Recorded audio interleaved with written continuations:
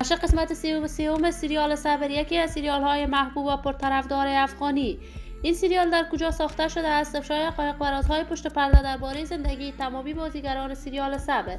سریال صبر دارای چند قسمت بوده است. آخرین قسمت این سریال چه تاریخی به نشر خواهد رسید؟ این سریال تاکنون چه مقدار پول درآمد داشته است؟ حقایق و رازهای ناگفته درباره تک تک از کارمندان و کارگردانان این سریال جذاب افغانی. من در این ویدیو پیرامون حقایق همین ماجرا خواهم پرداخت، پس در ادامه با کانال دنیا اینفو باشید.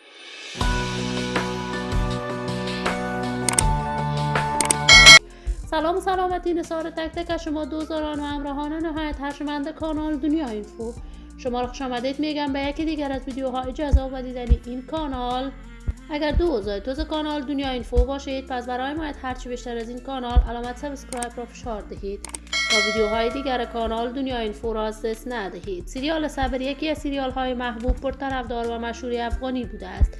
این سریال توانسته است در مدت خیلی کوتاهی در میان مردم افغانستان به اوج شهرت و محبوبیت رسانه‌ای برسد.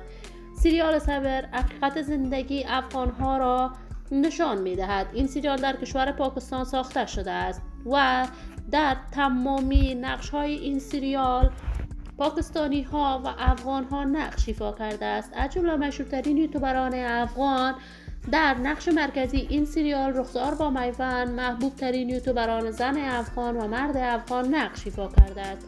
سریال صبر بیشتر از 65 قسمت داشته است و یک روز در میان از طریق کانال یوتیوب رویا به نشر می رسد. این سریال در اوج شهرت و محبوبیت در میان رسانه های افغانستان بوده است.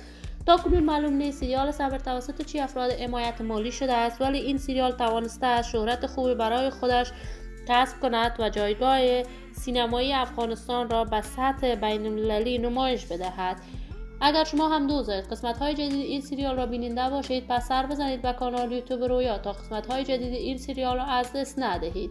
عزیزان و همراهان ارجمند کانال دنیا اینفو، ممنون که تا این دم بیننده کانال دنیا اینفو بودید. من برای تک تک شما دوستان و همراهان نهایت ارجمند کانال دنیا اینفو از بارگاه عزت الله موفقیت و کامیابی آرزو دارم.